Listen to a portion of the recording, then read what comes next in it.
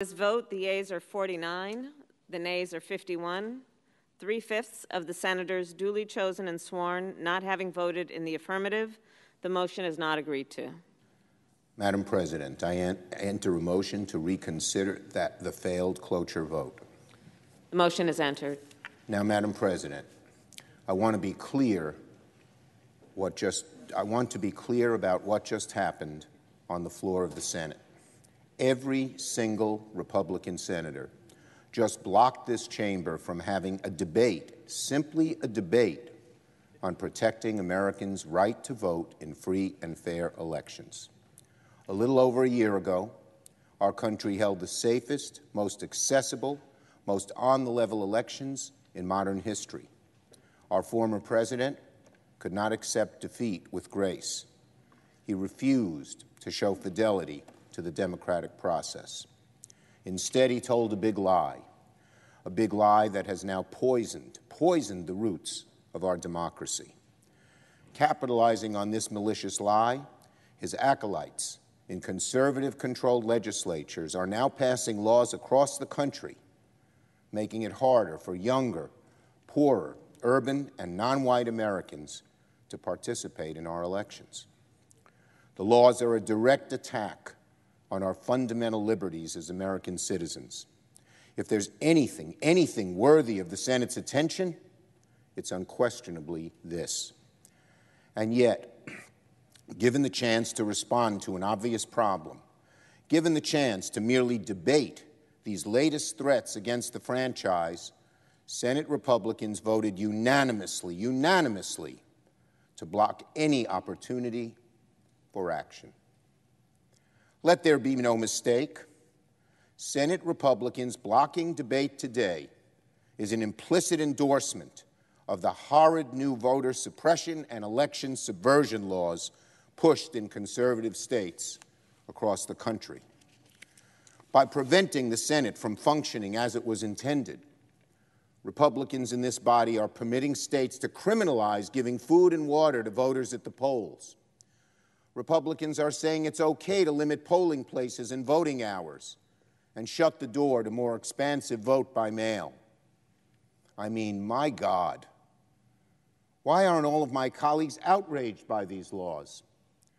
Frankly, we haven't heard a clear explanation from Republicans at all, because they refused for this chamber to even hold a debate. It's ludicrous for them to simply state that the federal government has no role to play here. They should read the Constitution of these United States of America. It precisely empowers Congress to regulate the, quote, times, places, and manners, unquote, of holding elections. The Congress, us. Sometimes the federal government has been the only recourse when states conspire to shut voters out. Madam President, the fight to protect our democracy is far from over in the United States Senate.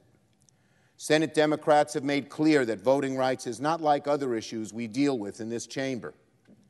This isn't about regular old politics. It's not even just about regular policy. It's about protecting the very soul of this nation, about preserving our identity as a free people who are masters of our own destiny. Republican obstruction is not a cause for throwing in the towel.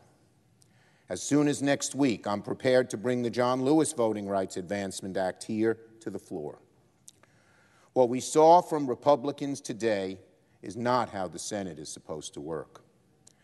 This is supposed the world's greatest deliberative body, where we debate, forge compromise, amend, and pass legislation to help the American people. That is the legacy of this great chamber. The Senate needs to be restored to its rightful status as the world's greatest deliberative body. Now, in the aftermath of the Civil War, and as the nation began the colossal work of reconstruction, America was more divided than at any point in history. It was hard to imagine that a single nation could endure after the bloody conflict of the 4 previous years. At the time, the Republican Congress set to work on granting newly freed slaves the basic freedoms that had long been denied to them. These freedoms were eventually enshrined in the 14th and the 15th Amendments, granting due process and the right to vote to all citizens, regardless of color or race. Today, these amendments rank as some of the greatest and most revered accomplishments in congressional history. They are proof that our country is capable of living up to its founding promise, if we are willing to put in the work. But at the time, the minority party in both chambers refused to offer a single vote for any of the civil rights legislation put forward during Reconstruction. Not one vote. Not one vote. They argued these bills represented nothing more than the partisan interests of the majority, a power grab, they said, from vengeful Northerners. But that didn't stop the majority. If expanding basic freedoms meant going it alone, that was something they were willing to do. Today, we feel the same way. To the patriots after the Civil War, this wasn't partisan. It was patriotic. And American democracy is better off today because the patriots in this chamber at that time were undeterred by minority obstruction. Again, today, we feel the same way. Today, the question before the Senate is how we will find a path forward on protecting our freedoms in the 21st century. Members of this body now face a choice. They can follow in the footsteps of our patriotic predecessors in this chamber, or they can sit by as the fabric of our democracy unravels before our very eyes. I yield the floor.